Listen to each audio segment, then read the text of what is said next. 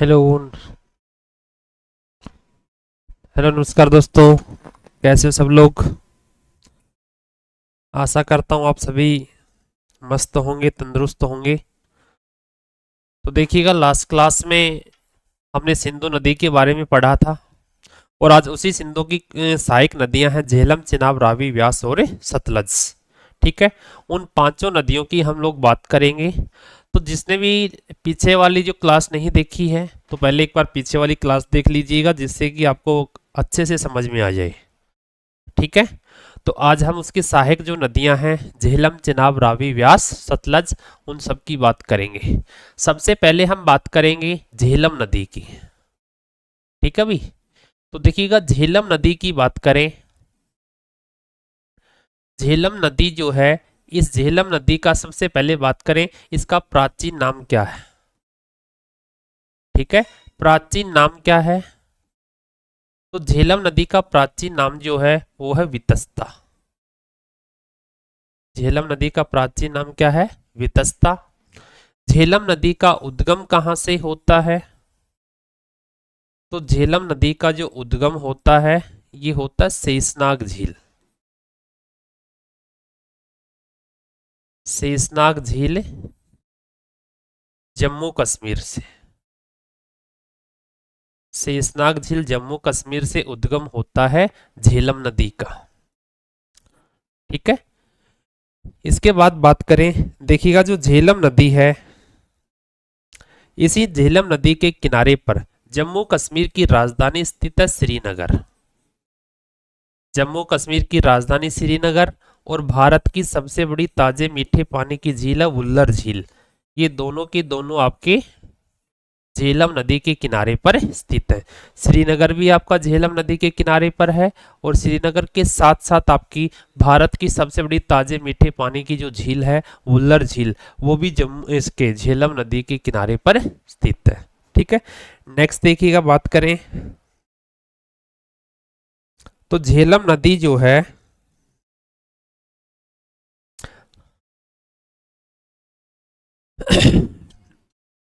झेलम नदी पर कौन सी परियोजनाएं चलाई जा रही हैं? तो झेलम नदी पर भी तुलबुल व उरी दो परियोजनाएं चलाई जा रही हैं। एक तो तुलबुल परियोजना और एक आपकी है उरी परियोजना। तुलबुल व उरी परियोजनाएं किस नदी पर चलाई जा रही हैं? तो तुलबुल व उरी परियोजनाएं हैं, ये झेलम नदी पर चलाई जा रही। ठीक है। दूसरा बात करें, ये जो झेलम नदी है, झेलम की सहायक नदी कौन सी है? तो झेलम की जो सहायक नदी की बात करें तो वो है किशन गंगा। झेलम की सहायक नदी कौन सी है? तो झेलम की सहायक नदी है किशन गंगा नदी। ठीक है। झेलम की सहायक नदी कौन सी है? तो झेलम की सहायक नदी है किशन गंगा नदी। और इस किशन गंगा नदी की अगर हम बात करें, ठीक है, तो किशन गंगा जो नदी है, इस किशन गंगा नदी को पाकिस्तान में किस नाम से जाना जाता है? तो इसे पाकिस्तान में नीलम नदी के नाम से जाना जाता है। नीलम नदी के नाम से जाना जाता है। जम्मू कश्मीर में इसका नाम होता है किशन गंगा। और ये पाकिस्तान में जाकर के झेलम में मिल जाती है। जैसे ये पाकिस्तान में जाती है तो इसका नाम हो जाता है नीलम नदी। ठीक है। और इसी किशन गंगा नदी पर एक परियोजना चलाई जा रही है जिसका नाम है किशन गंगा परियोजना। किशन गंगा परियोजना है, ये किस नदी पर चलाई जा रही है? तो किशन गंगा परियोजना आपकी किशन गंगा नदी पर चलाई जा रही है। झेलम जो नदी है, ये झेलम नदी आपकी कश्मीर घाटी का निर्माण करती है। ठीक है। कश्मीर घाटी का निर्माण करने वाली नदी कौन सी है? तो कश्मीर घाटी का निर्माण करने वाली नदी भी आपकी झेलम नदी है। और आगे जाकर के झेलम किस में मिल जाती है? चेनाब में मिल जाती है। साथ ही नदी भारत पाकिस्तान की सीमा का भी निर्धारण करती है। ठीक है। तो ये कुछ एक बातें आपकी थी झेलम नदी के बारे में। आगे हम बात करेंगे चेनाब नदी के बारे में। नेक्स्ट देखिएगा, चेनाब नदी।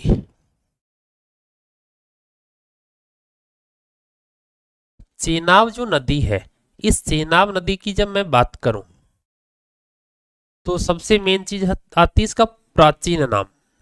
इसका प्राचीन नाम क्या है? इसका प्राचीन नाम है अस्किनी। इसका प्राचीन नाम क्या है? अस्किनी। ठीक है। उद्गम कहां से होता है? तो इसका उद्गम जो होता है वो जम्मू कश्मीर में, नहीं सॉरी, हिमाचल प्रदेश में बारालाचा दर्रा। बारालाचा दर्रा कह सकते हो, बरालाचा दर्रा आप कह सकते हो, यहां से उद्गम होता है।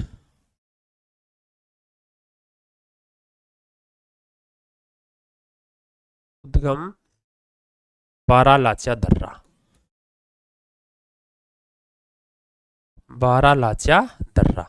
और इस बारालाचा दर्रा के पास जब इसका उद्गम होता है तो दो धाराओं के रूप में होता है और यहाँ इसे चंद्रभागा के नाम से जाना जाता है। ठीक है। तो आपसे पूछ ले कि चेनाब नदी को हिमाचल प्रदेश में किस नाम से जाना जाता है, तो चंद्रभागा के नाम से इसे जाना जाता है। ठीक है। और ये जो चेनाब नदी है यह सिंधु की, यह सिंधु की सबसे लंबी सहायक नदी है। सिंधु की सबसे लंबी सहायक नदी है, सतलज नहीं, अभी ये है सहायक नदी है। ठीक है।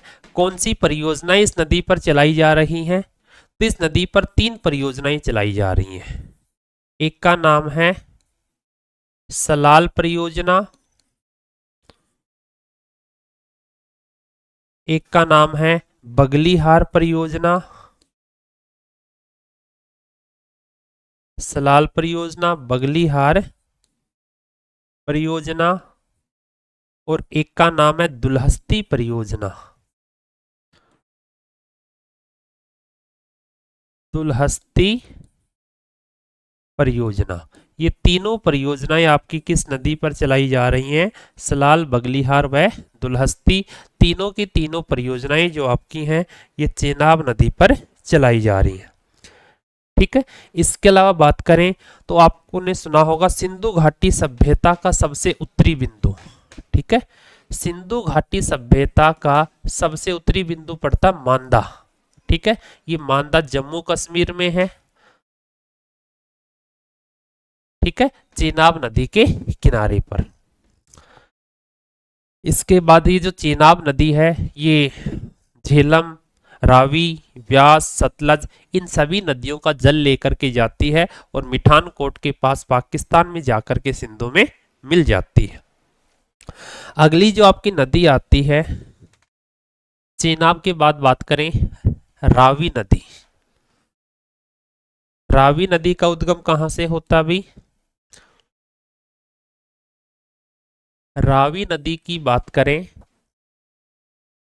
तो इसका जो उद्गम है, या प्राचीन नाम की बात कर ले पहले।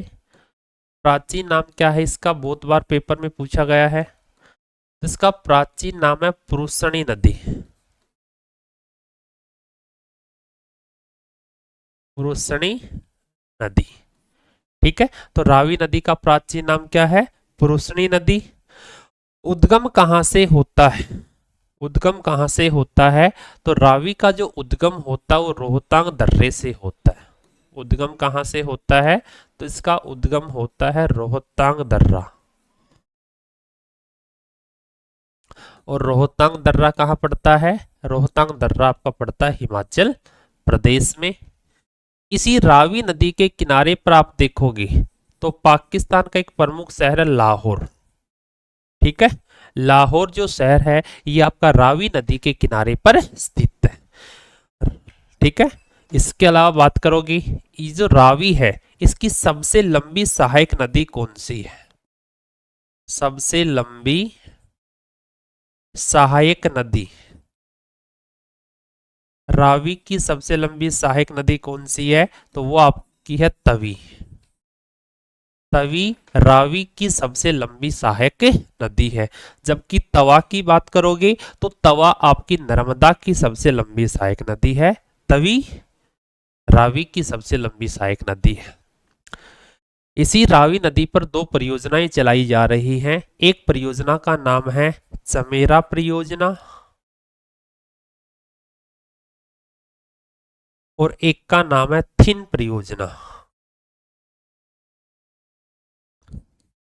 चमेरा व थिन परियोजनाएं किस नदी पर चलाई जा रही हैं? तो चमेरा व थिन दोनों परियोजना आपकी रावी नदी पर चलाई जा रही हैं।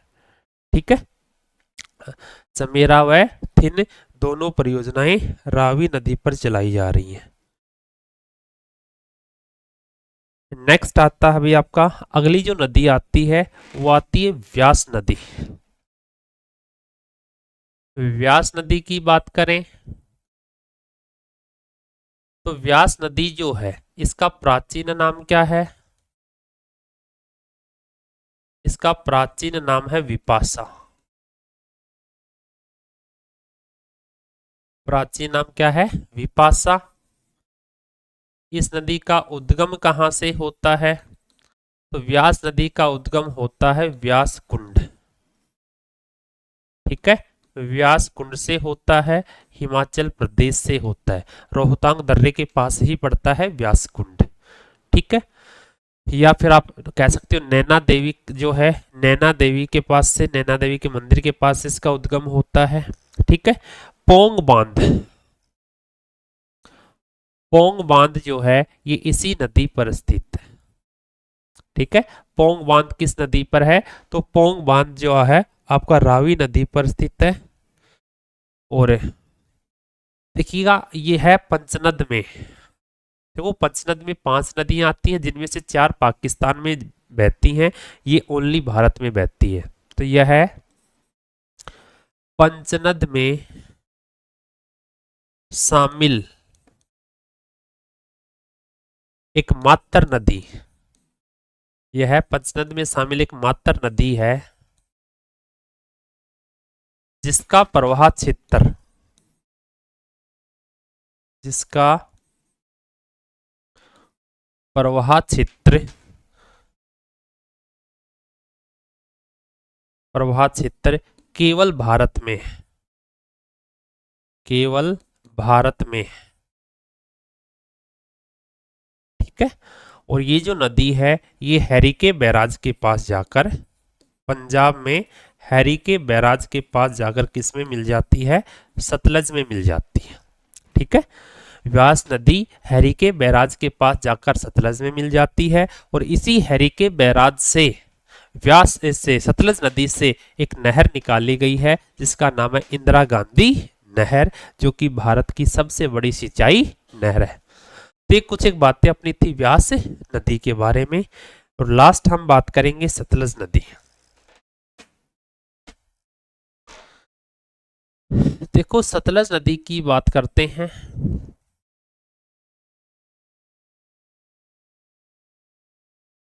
सतलज नदी का उद्गम कहां से होता है? ये इसका प्राचीन नाम क्या है? पहले प्राचीन नाम की बात करें, इसका प्राचीन नाम है सतुद्री।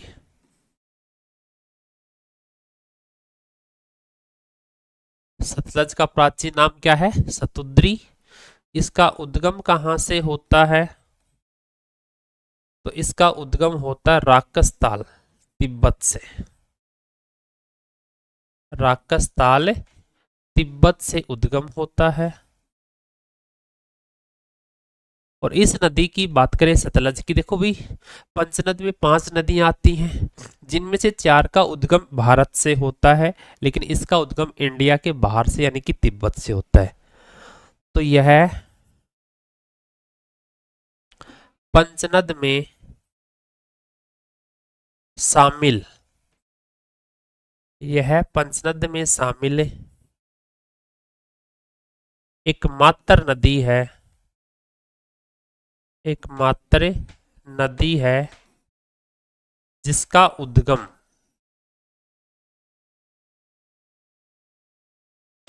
जिसका उद्गम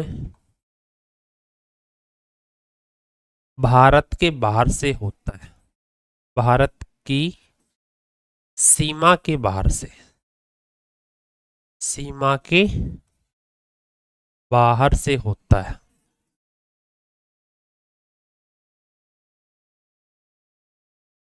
ठीक है। और आपको पता है जब भी किसी नदी का उद्गम इंडिया की बाउंड्री के बाहर से होगा और वो नदी इंडिया के अंदर एंट्री करेगी तो वह नदी किसी ना किसी पर्वत श्रेणी, किसी ना किसी खाड़ी या किसी ना किसी दर्रे से होकर प्रवेश करेगी। तो ये जो सतलज नदी है ये भारत में प्रवेश करती है सिपकिला दर्रे से होकर के, ठीक है। सिपकिला दर्रा। आपसे पूछे कि सतलज नदी भारत में किस दर्रे से होकर के प्रवेश करती है, तो सतलज नदी भारत में सिपकिला दर्रे से होकर के प्रवेश करती है। और सिपकिला दर्रा कहाँ पड़ता है? हिमाचल प्रदेश में। सिपकिला दर्रे से प्रवेश करती है। और आगे इसी में मैं बात करूं तो जो सतलज नदी है, इस सतलज नदी से अभी थोड़ी देर पहले मैंने आपको बताया था कि पंजाब में हैरिके बैराज के पास, पंजाब में हैरिके बैराज जो है इसके पास सतलज में व्यास नदी आकर के मिलती है, व्यास नदी आकर के मिलती है। और इसी हैरिके बैराज से जहां पर व्यास नदी आकर के मिलती है एक नहर निकाली गई है और उस नहर का नाम क्या है? उस नहर का नाम है इंदिरा गांधी नहर, ठीक है। और ये जो इंदिरा गांधी नहर है यह भारत की सबसे बड़ी सिंचाई नहर है, यह भारत की सबसे बड़ी सिंचाई नहर है, ठीक है, इंदिरा गांधी नहर। दूसरा बात करें तो देखिएगा ये जो नहर है इसके अलावा इसी नदी पर, सतलज नदी पर भारत का सबसे बड़ा बांध भी है, भाखड़ा नांगल बांध, ठीक है। भाखड़ा नांगल बांध किस नदी पर है? तो भाखड़ा नांगल बांध है ये सतलज नदी पर है, पंजाब व हिमाचल प्रदेश की सीमा के पास पड़ता भाखड़ा नांगल बांध, सतलज नदी पर। दूसरा देखिए सतलज नदी के किनारे पर पंजाब में एक स्थान पड़ता है रोपड़, ठीक है। और इस रोपड़ के पास से सतलज नदी से एक और नहर निकाली गई है जिसका नाम है सरहिंद नहर, सरहिंद नहर। तो सतलज नदी से निकाली गई एक तो इंदिरा गांधी नहर और दूसरी सरहिंद नहर। इंदिरा गांधी नहर निकाली गई है हैरिके बैराज से और सरहिंद नहर निकाली गई है रोपड़ पंजाब से। तो ये पांचों थी सिंधु की सहायक नदियां, झेलम, चिनाब, रावी, व्यास, सतलज। इन पांचों का जिक्र इस क्लास में हमने किया है, ठीक है। तो आशा करता हूं कि आपको बहुत अच्छे से ये चीजें समझ में आ गई होंगी।